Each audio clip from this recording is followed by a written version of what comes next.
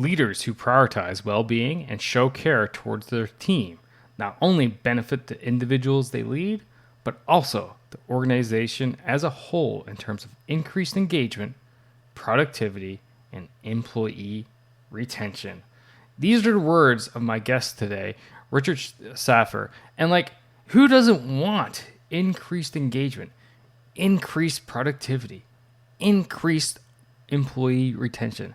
Does that not sound like peak performance to you? Because it definitely sounds like it to me. Those are all aspects of peak performance. And as leaders, that's what we strive to achieve with our teams every day. And getting them engaged, getting them higher productivity, being more effective. Not just doing more, but being more effective at what they're doing.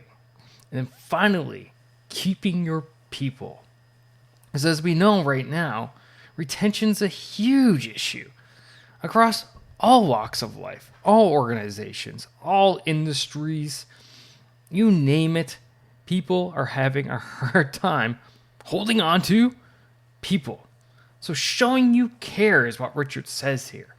And that you care not just about them, but you care about their well-being. And that's the whole thing about today's episode. You see, we're talking about a different way and how leaders need to care. More importantly, I would say organizations need to care about their people. And if we put caring first, prioritizing self-care, this is actually going to lead towards those outputs that we so drastically and demandingly wish to have. So today, Richard and I, we talk about a whole whack of different topics, such as how putting on your mask first actually helps impact the team, what the right mindset is needed to be a successful leader, the 6 well-being building blocks for teams, how shared values actually improve employee engagement and success, how small things lead to big well-being, and so much more. So much more. And this is what you're going to get out of this episode. Richard is a best-selling author. He's actually a doctor turned leadership coach and expert. So he believes in this so much, he gave up his medicine career to talk about it. And now he works at Johns Hopkins University and University Hospital, where he focuses on culture, leadership, and peak performance as the chief medical director of employee health and well-being. There's someone who's qualified enough to talk about employee health and well-being. It is Richard, let me tell you. So that is it, ladies and gentlemen. That's enough for me. Why don't you sit back, relax, and enjoy my conversation with Richard Saffer.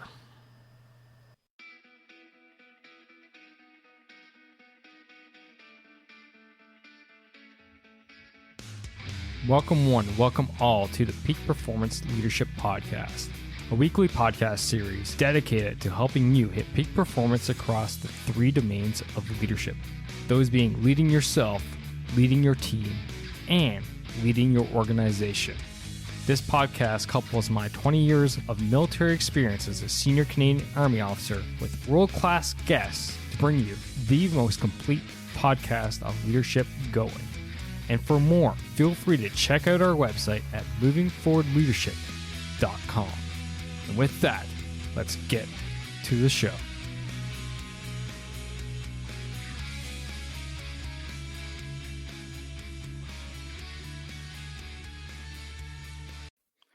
Rich, sir, welcome to the show. So good to have you here today. Thanks for having me. I normally don't dive into people's backgrounds, but it's interesting because you're a medical doctor, yet here we are talking about company culture and leadership. So where's that connection come from? Yeah, company culture, leadership, and peak performance, by the way. And hopefully Yeah, we'll exactly. get the connection on that later. Um, well, I studied nutrition in college and I went to medical school, became a family doctor, practiced for a couple of years. And during that time, I realized, in these 15-minute appointments, it was kind of hard to make a big difference. A lot of my patients were coming in from work and then running back to work. And so I started to see a pattern, and I'm thinking to myself, they're spending 15 minutes with me, but they're spending almost 2,000 hours a year at work. That's probably a much better place to influence the health and well-being of my patients. So let me explore that. And I've had 3 jobs since, so now I'm on my 5th job, and I am the Chief Medical Director of Employee Health and Wellbeing at Johns Hopkins Medicine. You're not the first medical. No, I've had medical doctors on the show before.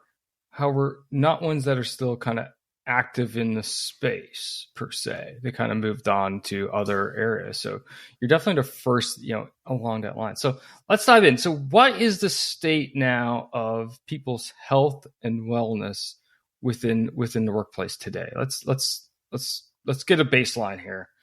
Frankly, it's not good. I mean, I was expecting that. yeah, most of your listeners have probably seen the headlines. I mean, mental health in particular is poor out in our communities, but also in the workplace. And it's unfortunate, although the silver lining is that employers are understanding this and they're trying to address it. But the challenge is most employers don't know where to begin, and they're looking for help, and often they think the help is by making a big contract with some app or some kind of quick fix, and I don't think that's the best path. That's interesting. So let's go with an app. Let's go with some kind of contract.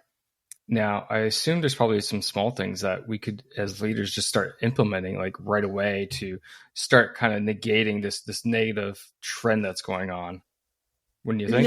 Yeah. I mean, there's always small things that can be done, and small things, when done regularly and done with a lot of other small things, can lead to big things. And yet, I think it's important before just leaders make any decisions that they kind of see the big picture. Where are they headed? Supporting employee health and well-being is really an organizational change effort that requires a project plan, goals, just like any company would have for any big project. And I strongly recommend that leaders sit back and take a decent amount of time, even dedicate a little retreat amongst leaders who are committed to this, and figure out what kind of blueprint are we going to follow? What kind of framework are we going to use so that we make sure that we're addressing the entire scope of well-being and not just encouraging our employees to eat an apple a day? It's just not that simple. Right. No, that actually makes a lot of sense. I'm not a firm believer in band-aid solutions.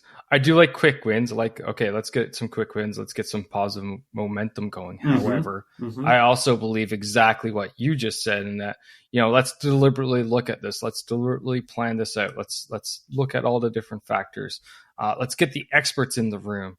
And most importantly, I think, which I find often gets forgotten about, is get the people in the room who are affected Yeah. and get their input on it. Right. Absolutely. Wow, you said so many things there, like getting the quick win. Cotter's 8 stages of organizational change. Yeah, quick wins are important. Leaders and employees in the room. So Scott, one of the well-being culture building blocks that I propose is something called shared values. And most companies have core values, but these are often determined by the C-suite or the board of directors and do not include the input of employees. Shared values are values that are agreed upon by leadership and employees. And if you're a bigger company, maybe it's a representative sample of employees. And when employees are allowed into this decision-making process, the shared values usually include employee health and well-being or something related. And the reason why this is important is not just for the individual, but we know that when companies land on shared values that include employee health and well-being or some other type of caring concept, that employees are more likely to be engaged and companies are more successful. It is a win-win. And this is a very commonly overlooked strategy. And what I mean by asking leaders to take a step back and look at the big picture before diving in on an app or a theme of like nutrition for a month. There are much bigger foundational concepts that need to be addressed first. Those core shared values, that's awesome. And I think that's something that does not get addressed enough per se, because I totally agree with you is that, the C-suite, the senior leaders of the organization, business, whatever, set, the organization's core values, but they don't necessarily reflect the employees, and they should. So you need to kind of get everyone on board, and everyone needs to be, looking towards it. And actually, it's interesting you bring this up because I host a mastermind community, the Leader Growth Mastermind, and we meet weekly and discuss our challenges that are ongoing. And one of our participants brought up something last night about an employee they were having a difficult time with, and I said, right, so what are your core? Do you have core values? And she was like, yes. What? And you know where that's going, right? Yeah. They don't really espouse them. They don't really discuss them or push them out on their people. I'm like, well, there's a problem right there. Is that one, your employee doesn't know what's expected of them from a core value standpoint, but two, you don't even know if they would have been bought into it in the first place. So I think that's super important. Scott, not every one of your listeners is in charge of like the whole organization or a big chunk of it. So some of your listeners are team leaders, and even without the organization having shared values around health and well-being, a team can do this exercise. A team can have this discussion. What is important to everybody on the team about their health and well-being? Is it about getting out of work at a certain time? Is it about not checking emails at night so that people can relax and get a good night's sleep? Whatever it is, just having the discussion will make the people on your team feel valued, feel respected, and knowing that the team leader supports them in this manner, that alone will make a huge difference in the health and well-being of the people you lead. Absolutely. And I've actually, again, back to my mastermind community, another member actually did that with her team. And she doesn't oversee the whole organization, but she's a team lead, and she was able to actually do that with her team. She was able to, convince her supervisor that they shouldn't be on their phones all the time. They shouldn't be accessible all the time, that their weekends are actually to them, and, establish some of those boundaries for the mental well-being of her team. So that's super proud of her when she was able to do that. For sure. Absolutely. But it's very pertinent to this conversation. Now, Rich, the listener there, they're listening like, we got to do better. Like, people are burning themselves out. They're working until God knows what time of the day. They don't take any lunch breaks. They come in early. They leave late. They're answering emails at 1 a.m. They're answering emails Saturday, Sunday, Monday, Tuesday, right through the whole week. Don't know when the last time they took a vacation was. We got to do better, but I don't know where to start. How does one start, taking the health and wellness of their team and actually making a priority and start, moving forward per se? So every team's in a different situation. Every leader's in a different situation, every company. So I'm going to give our listeners a few different ideas. So one way to start is to not rush in and just reflect back that maybe this requires some reading, some planning about a long-term strategy, a foundation. So that's one way of looking at it.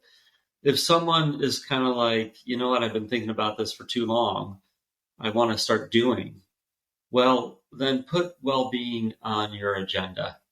So well-being on the agenda means that it's always going to be there. It rises to the same level of importance as customer service, product quality, whatever, area of work that you do. And when it's a standing agenda item, that will force you as the team leader to think about, okay, well, it's that time of the week again. What is it that I'm going to discuss about well-being? And just as a sidebar, Scott, I have a series called 10-Minute Wellbeing Tips for Managers. The videos can be found on YouTube. I actually created it for the leaders at Johns Hopkins, and we recorded them, and Johns Hopkins uses the YouTube server. So if anyone wants to watch those, you'll have 46 episodes, and you'll have 46 ideas about what to do for your team meeting that week. So let me just recap. One is take the big picture and spend time planning your long-term goals and doing some more reading. Two is the put well-being on your agenda. Three would be to make sure you're taking care of yourself. And I'm happy to get into this more with you if you want, but the importance of self-care, because as a leader, if you're not well, you're not going to be the best leader. And when you're not the best leader, you will negatively impact the people on your team. And I can talk to you about that as a little bit. The fourth thing, and this will be my final, is I did write a book for this very reason, A Cure for the Common Company. And I wrote this because after being in this space for 25 years, the thing that continues to be the biggest challenge is that people who do this work, like myself and our team, we can't do this alone. Every team leader, every human resource professional has a role to play in the health and well-being of their team, themselves, and the entire organization. So this book is really meant for leaders so that you can know what to do. Here at the podcast and really my whole ecosystem, I talk about my 3 domains of leadership. And so I thought we were going to talk about the third one mostly, which is leading your organization, i.e. the institution and developing that type of culture within it. I figured we'd hit on domain 2, which is leading your team, i.e. the individuals within the teams, i.e. the Scotts and Riches and Janes and Jills and so on and so forth. But the first one is leading yourself. And you brought it up very eloquently. So yes, I definitely want to dive down that route because I've seen it time and time again. I was a victim of it, and I had the victim mindset of it. That I was in that rut. Not taking care of myself, burning myself out, running, metaphorically speaking, of course, myself right through the ground. So yes, let's go down that route of how leaders can take care of themselves, especially when they feel like they're almost obligated. They're obligated to be, quote unquote, setting the example at work. But I find that they're setting it not necessarily always in the right way. So let's set the example the right way by taking care of yourself so you can hit peak performance. Because as I'm sure you're going to tell me, you need to take a break to be able to, perform. So have at it. Great. Well, there's so much here, and where to start is a little bit tricky. Let me start by sharing something, Scott. As I was listening to some of your podcast episodes and looking at your podcast description, you and I share something in common. You use the phrase, put your own mask on first. And I actually include a call-out box in most of the chapters that has a title, Put Your Own Mask On First. Because if you're not well, you won't be able to help the people on your team. But let me just first, before we talk about helping ourselves, let me just emphasize why this is important for you and your team. There's something called emotional contagion, and that is literally the spread of emotions. And as the team leader, your emotions disproportionately largely impact the emotions of the people you lead. If you are happy, the people you lead are much more likely to be happy. If you are stressed, they will feel your stress and they will internalize it. And as a leader, if you want your life to be easier, you want a team that is happy. If you want your life to be harder, then you want a team that is stressed. So guess what?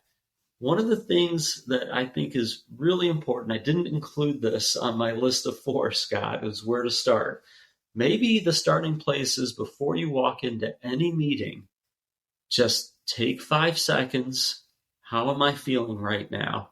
If I'm feeling good, awesome, proceed. If I'm feeling bad for whatever reason, why am I feeling bad? How am I going to adjust myself so that I can have my next meeting, my next interaction in a better space so that I don't accidentally or inadvertently make somebody else not feel well, which is going to come back and bite me. Does that make sense? Makes absolute sense. And I would like to even take it a step further. Mm-hmm. So, and I'll give you a quick little anecdotal story. Sorry, tongue twister here. A little story for you. So 2009, deployed to Kandahar, Afghanistan. And when we're in our pre-deployment training for that, we're going through what we refer to as incident management, i.e. something bad happens, you're in charge. How do you deal with it? Yeah. And how do you take control? So there's a whole whack of lessons that come out of this. The lesson I'm going to talk about now is one of the guys was telling us, when he was there and what happened to him, his convoy got blown up. He had to take control of the situation, medical evac, security area, blah, blah, blah.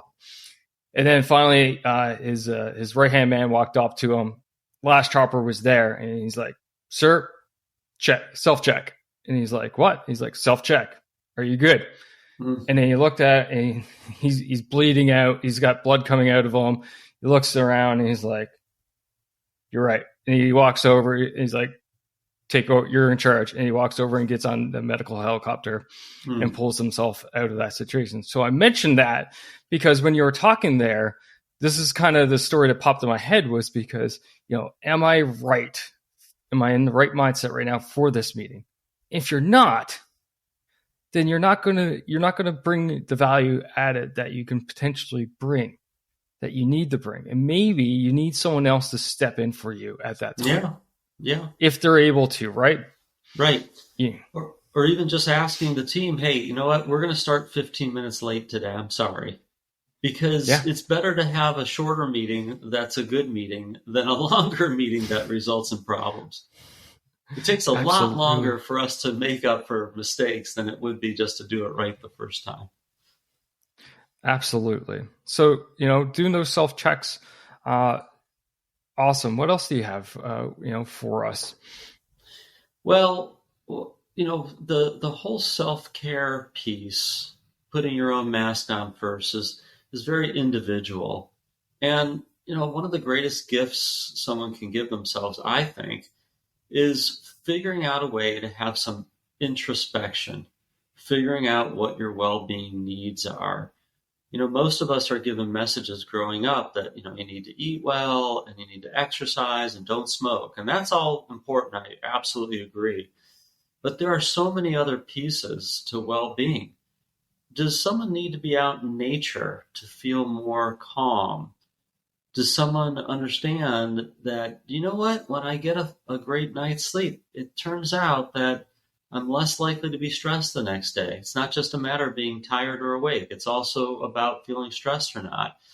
There are so many other pieces of our well-being that I can't answer this for you. All I can say to your listeners is spend some time. If you can't figure it out for yourself, it really could be worth finding a health coach, or maybe there's someone in your organization. Maybe you have a health and well-being team that you can turn to just say, "Hey, something's not right. I eat well and I exercise and I don't smoke, but still I'm not feeling like as best as I can. Can you just talk to me for a little bit?"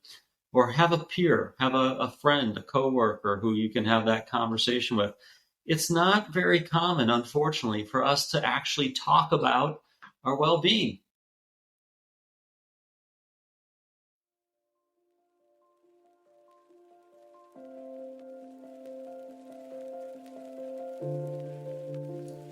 Do you ever feel alone, lost, or you're just not good enough as a leader? You know what? You're not alone. Many of us struggle with those feelings, especially when we're new to leadership or facing new challenges in our roles. But you don't have to go alone. It's where our Leader Growth Mastermind comes in. Our community is specifically designed for leaders who are looking to grow, develop, and most importantly, thrive.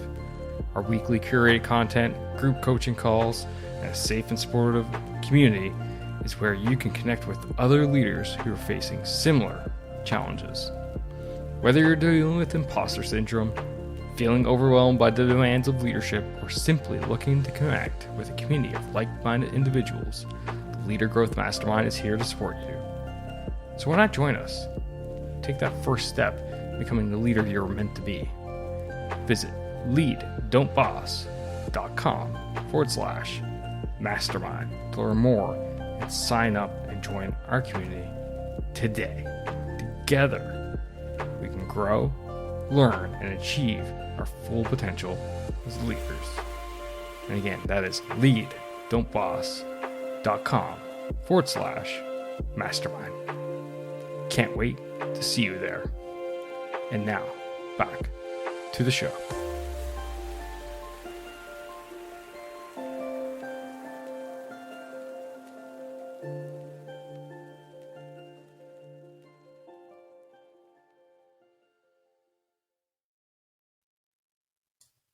Yeah, no, the individual approaches I find are always better. I've never, this may sound ironic from a guy who's in the Army, but I've never been a one for one approach to everything, right? Like, oh, the one size fits all, right? It just doesn't work. Not for everything, that's for sure. Yeah. No, it just doesn't work for everything, and especially in the long run.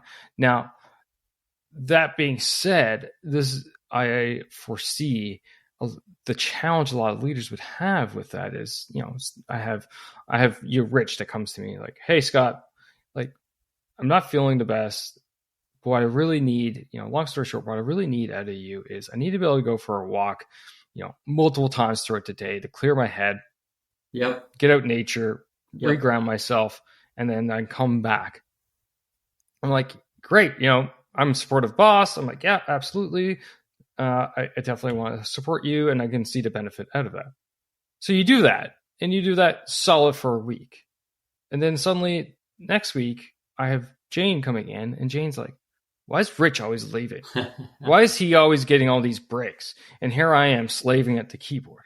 Yeah. And I can't, to me, that's the kind of the paradox we're in, is that, we want to make sure we treat everyone fair, and we want to make sure that we, enable people. But then all of a sudden, other members of our teams feel like they're being disadvantaged. So do you have any tips out there for leaders to kind of, navigate those waters? I do. So another building block of the 6 is a building block I call social climate. So Scott, there are 6 well-being building blocks in the model that I propose leaders use to create a well-being culture on their team. So the first one I mentioned was shared values. The second one that I'm bringing up now is social climate. And by the way, there's no particular order. It's just, this is how it came out in our conversation today. So fairness is part of a good social climate. Social climate is the way we feel about working with the people on our team and the way we feel about working in our organization. And so fairness is definitely part of our well-being. And fairness, is not, a very flat or one-dimensional type of word. It can be very complex.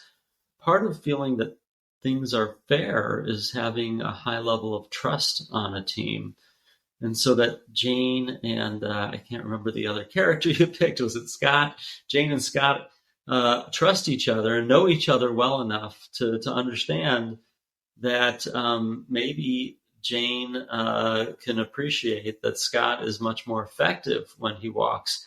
But rather than trying to have people guess if they're effective or not, I try to make this a win for everybody. Why not have Scott and Jane do a walking meeting together? And, not only is this good for them to get outside, it's also good for movement. It will increase collaboration and creativity, which are all benefits for a team. And if Jane doesn't like to walk, that's fine. But if we make a walking break more of a norm rather than the exception, then it's Jane that's going to be the one who's out. And maybe it's Scott who's going to be saying, hey, why isn't Jane getting up from her desk? I'm concerned. If she's at her keyboard all day, she's probably not as productive. She's probably not as collaborative. And this worries me that as a team, we're not doing our best. Scott, we can completely turn this on its head. I always say with every challenge, there's opportunity, and you just eloquently, as an MD, put that into action right there with your words. So I really like that, the switch towards the positive aspect of it versus the negative aspect of it. Yeah, listen, everyone's different and every leader is going to have their different challenges, but I just ask every leader to recognize that if we don't make well-being a priority and support Scott's walking during the day to a degree, then you're going to have people on your team who aren't as engaged as you want them to be, or worse, they're going to leave. That's another thing that's in the news, and you can't escape it. People are looking for other jobs. And one of the biggest reasons why people look for other jobs is because they want a job that better supports their health and well-being. And Scott, can I throw out a statistic here? So how about it? Okay. UKG is a large HR company in England. They did a global survey, including employees from Canada, last fall. And they asked a lot of questions, but one of the questions was, would you look for another job that better supports your mental health, even if it meant taking a pay cut? And 64% of employees said yes. So guess what? Money's not the only thing, and we knew this, but money is not the only reason why people work. Scott, that same question was asked of managers and leaders. 70% of managers and leaders said that they would leave their job for another job that better supported their mental health, even if it meant a pay cut. And I have spoken to leaders who have done just that. So yeah, I mean, we need to support the well-being, even if it means taking a walking break. It doesn't surprise me, actually, those numbers. I remember a study is some time ago, and I don't remember the exact numbers of it per se. So take this with a little grain of salt, but the moral of the story will be there. I think at the time the study was done was 80,000 was the number. And this was a US study. $80,000 was the salary which a person felt where they could live a comfortable lifestyle and be happy. And then after that, the amount of money increased. Yes. The influence of the pay increase went down significantly, and then the other benefits such as time off, flexibility, et cetera, kicked in. So if you think from your study from that frame point, it doesn't surprise me that leaders and managers are a higher percentage, because more of them would definitely be in the higher over the top of that 80K, whatever the actual number is. You know what I mean? So that doesn't shock. Yeah. Oh, there we go. So I'm not even. Right. So I'm not making it up.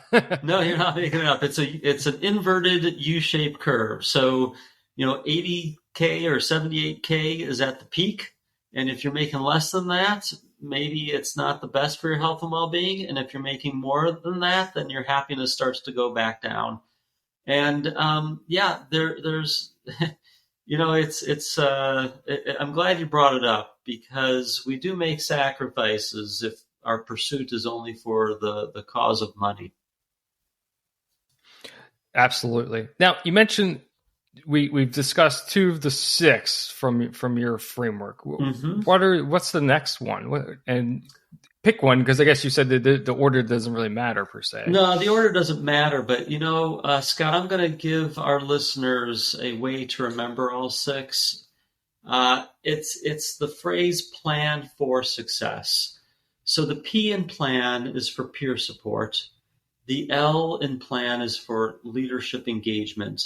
The N is for norms, and then we skip the word for and go to the word success. The first S in success stands for shared values, and we already talked about that. The two C's, culture connection points. And then the sixth building block we also spoke about with the last S is the social climate. And Scott, given your audience, I think we should spend some time on leadership engagement. So we already spoke about leaders checking in with themselves before they walk into meetings. And so that's really about your own well-being and doing that self-care. But there are many other ways leaders can be engaged in supporting a healthy and well culture on their team. I'll bring up one. I've got several if we want to pursue them all, but you previously mentioned in our recording today the role model and leaders being role models. And we often think that the only way to be a role model as a team leader is working hard or being, quote, successful. Well, guess what? We have an unbelievable influence on our employees in many ways, including their health and well-being. So when the leader takes a walking meeting, guess what's more likely to happen? People will start taking walking meetings. Scott, I take walking meetings with people on our team. It's tremendously helpful, not only to get up from sitting, but it really does foster collaboration, creativity, breaks down walls, improves trust. Big believer in not just setting a role model of taking breaks, but not sending emails at the end of the day, making sure we're not working at our desk when we eat lunch, but eating with others, because that fosters relationships. And if you have a team that works remote, it's okay. Have your lunch breaks together over the video screen, or take the walking breaks via phone so that you're talking to each other. There are so many ways to be a good role model around health and well-being that I can't mention them all, but I will mention one last thing. Depending on what your well-being habits are, you may not be able to demonstrate them in front of your team. So I strongly encourage you to verbalize them at a team meeting. I would strongly encourage you to make it normal to talk about our health and well-being habits. So if you practice meditation, you probably aren't going to sit down in the middle of the hallway and meditate. So people may not see it, but talk about it at a team meeting. Share with your team, you know what? I have found meditation very helpful. It helps me relax. It helps me sleep longer. And it just shows your team that you are normal. You have your own well-being needs. And you may find it encourages other people to share. We can't force other people to share. We don't want to force other people to share, but it really can be beneficial for your team. Love it. Absolutely love it. I think just sharing and being authentic is super key. And one way I often talk about how to achieve this for you and the audience is I talk about my first 30 minutes of the day often. And the first 30 minutes of my day is always spent with a cup of coffee in my hand and talking to my team members.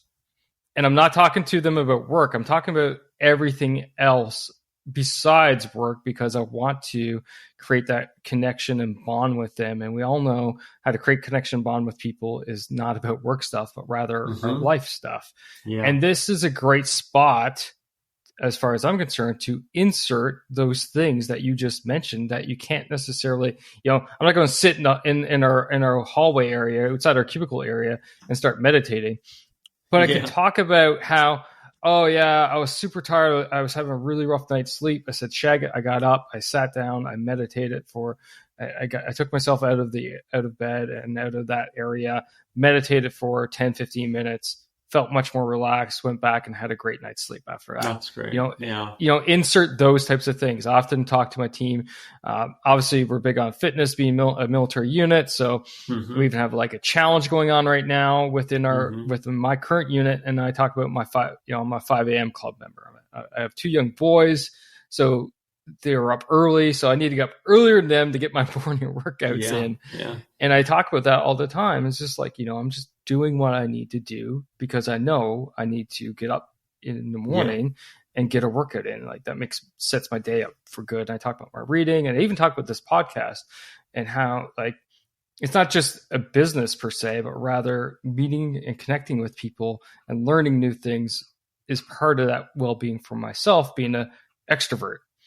Right. So it's looking for those opportunities and making the space for those opportunities just through a different lens. Yeah. And when you share personal things about yourself, including your health and well-being, like not being able to sleep and then meditating to help you calm yourself, you show vulnerability, and that increases trust. Again, another great leadership skill and beneficial for the team, and, helps you come back. So we talked about leadership engagement. We talked about self-care. We talked about role modeling as 2 ways you can support a well-being culture on your team. A third way, which I particularly like, is removing barriers to well-being. And what I mean by that is, we all, our days are often varied. Sometimes we do some of the same things, but sometimes things come up. There's often a barrier to our well-being during the day, and we may not think of it that way. So if you work in an office and the the copy machine always gets jammed, and it's been getting jammed for 6 months already, it can be really frustrating. Instead of taking a minute to print something, it could take a half hour. So really, maybe people don't look at it as a well-being strategy, but spend the money, get it fixed. And if it's been fixed 10 times, then maybe it's time to get a new copy machine. It might be much better spent than the money you spent on an app. So the only way leaders are going to know for sure what is getting in the way of their individual team members' well-being is to ask them. I think it's a great question. Hey, Scott, tell me what's getting in the way of your well-being at work? You'll be surprised what the answers are. People don't share everything about them, and they may not even think of it this way. But once you do, it's going to make them feel good that you're that interested in their well-being that you're going to try to help figure out how to remove that barrier.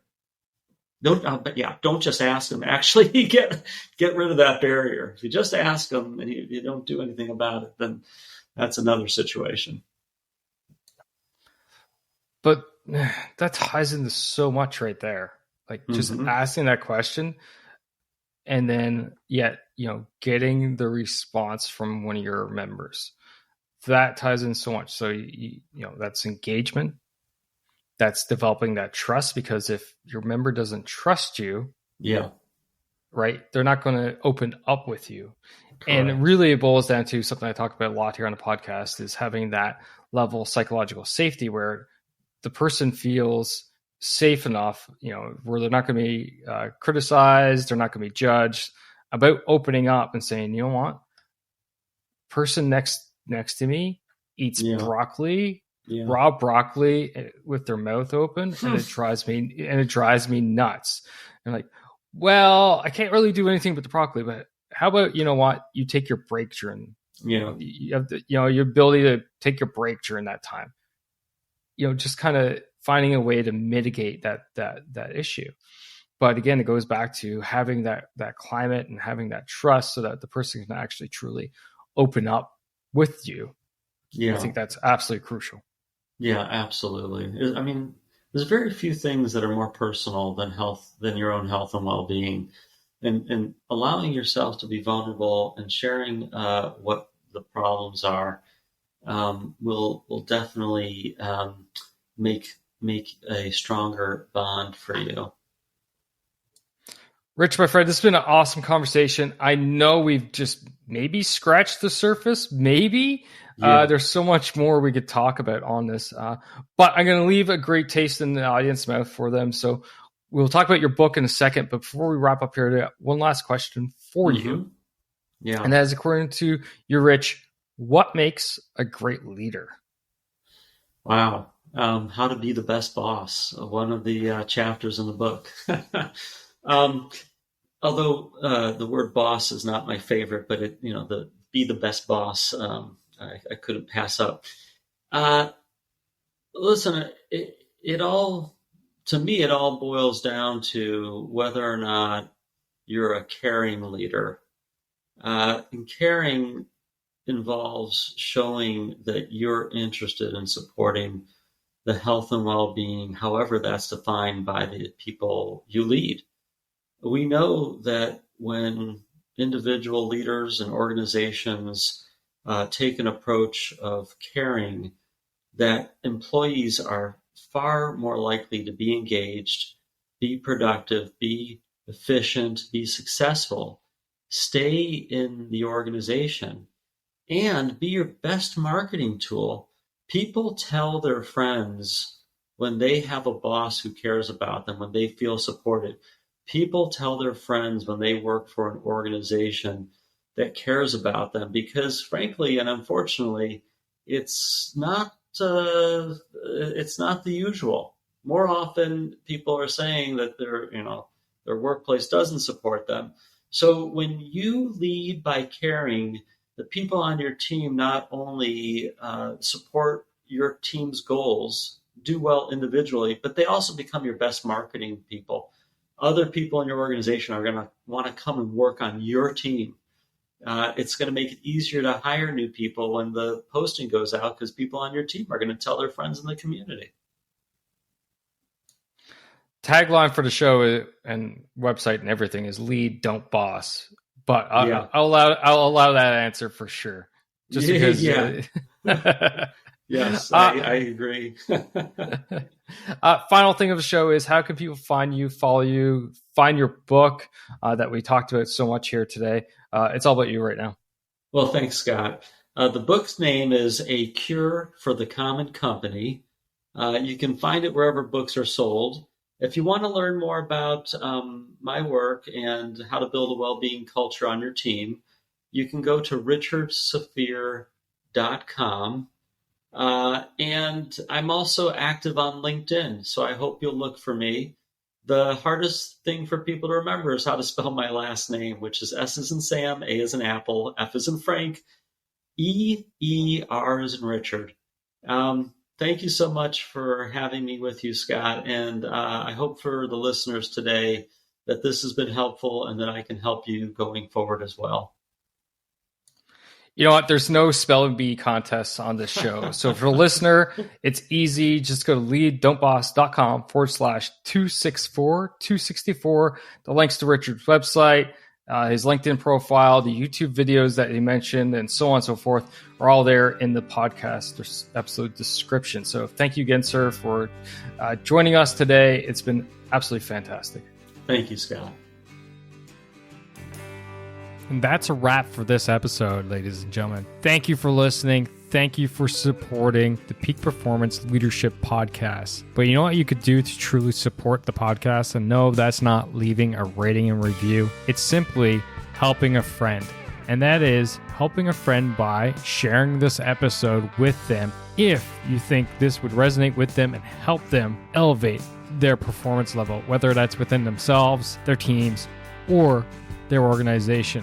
So do that. Help me, help a friend, win-win all around. And hey, you look like a great friend at the same time. So just hit that little share button on your app, and then feel free to fire this episode to anyone that you feel would benefit from it.